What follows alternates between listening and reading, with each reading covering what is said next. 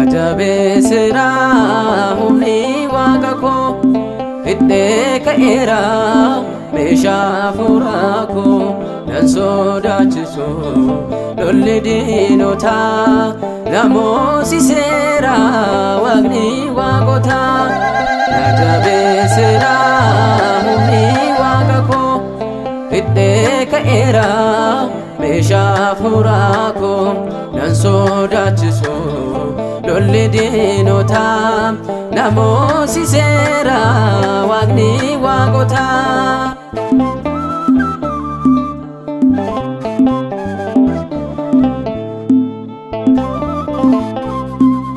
Dina foni miti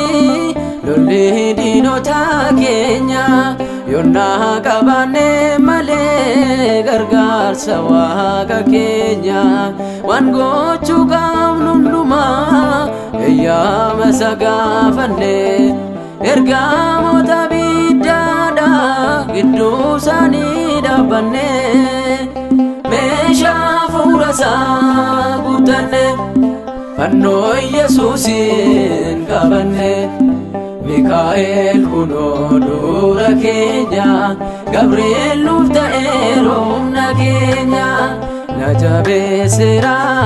humni waqako hidde kaera mesha furako nan sodachisu lolli dinota namosisera waqni waqota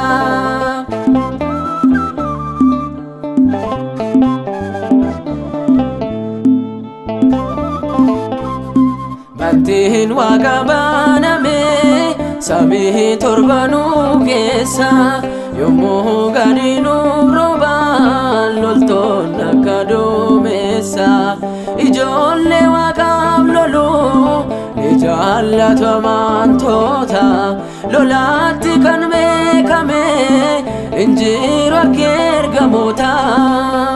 meeshaa furasaa guutanne fanno Yesuusin qabanne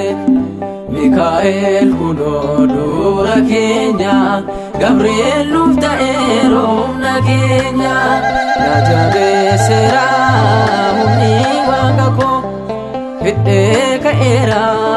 mesha furako nan sodachisu lolli dinota namosisera waqni waqota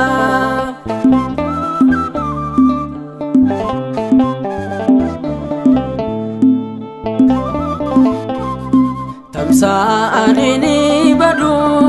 mormitun waqa kenya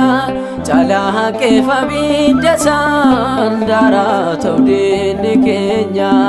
irkoo kan bara Yesus tunuuf ta'e ulfina waaqummasaaf nan faarfadha ol ka'e meeshaa furasaa guutanne fanno Yesuusin qabanne Mikael kuno dura kenya Gabriel lufta eromna kenya Najabesera humni waqako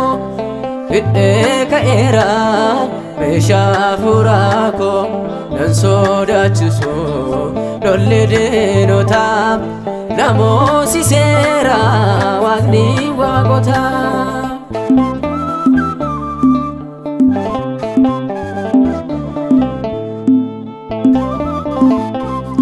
Akamitan dubbadha safuu waaqummasaati innoo bakka lolaa kakawween meeshaa isaati eegamsa sagaaleessaaf addunyaan ni raafamte afurri gargar jittee lubbuun keessaa sokkiti guutanne fannoo Yesuusin qabanne Mikaa'el kunoo dura keenya Gabriel nuuf ta'eera humna keenya na jabeesseera humni Waaqa koo hidhee ka'eera meeshaa hafuuraa koo nan sodaachisu lolli diinotaa na moosiseera